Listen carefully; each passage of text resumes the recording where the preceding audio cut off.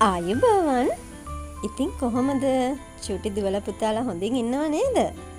ඔන්න මං අද ඔයාලට අරගෙන ආවා ලස්සන වීඩියෝ එකක්. ඔයාලට පේනව නේද මේ මොකක්ද කියලා? මේ තමයි පුතේ වේයාගේ ගේ. අපි වේයාගේ ගෙදරට කියලන්නේ තුඹස කියලා. මොකද්ද? තුඹස. ඉතින් මේ වේයා ගොඩාක් මහන්සි වෙලා තමයි එයාගේ ගේ හදන්නේ. හැබැයි තනියම නන් නෙවෙයි.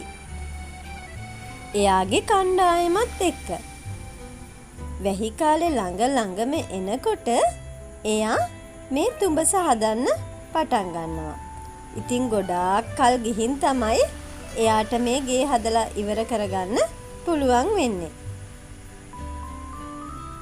ඔයාලට පේනවනේ මේක කොච්චර චූටියටද පටන් අරන් තියෙන්නේ කියලා. බලන්නකෝ මේ නම් වෙන වේ කණ්ඩායමක ගෙයක්. ඒක කොච්චර ලොකුද නේද?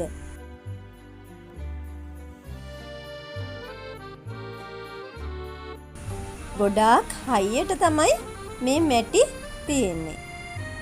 දැන් පුතේ අපි අවුරුදු කාලෙට ලිප හදනවනේ. එතකොටත් ඔය ලිප හදන්න ගන්නේ මෙන්න මේ තුඹසේ මැටි තමා.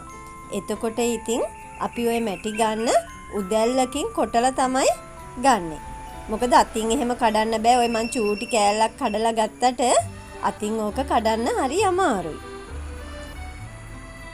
ඉතින් පුතේ ඔය තියෙන්නේ වේයාගේ ගේ ඇතුළට යන්න එයා හදලා තියෙන දොර.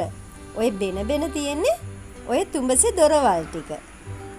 ඔය වේයා ගේ හැදුවට පස්සේ නයා තමයි ඕකේ ඉන්නේ.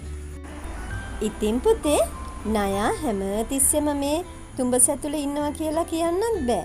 එයා ඇවිදිනකොට ඕන තරම් තුඹස් හම්බ වෙනවනේ. එතකොට ඉතින් එයා ඔය බෙනයක් අස්සට රිංග ගන්නවා.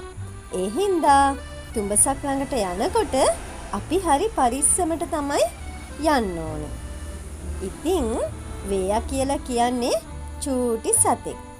එයා මැරෙන්න ලං වුණාම එයාට තටු වෙනවා. අන්න එතකොට තමයි අපි මෙරුවා කියලා කියන්නේ. බලන්නකෝ මෙරුව ඕන තරම් ඔයාලා දැකලා ඇතිනේ නේද?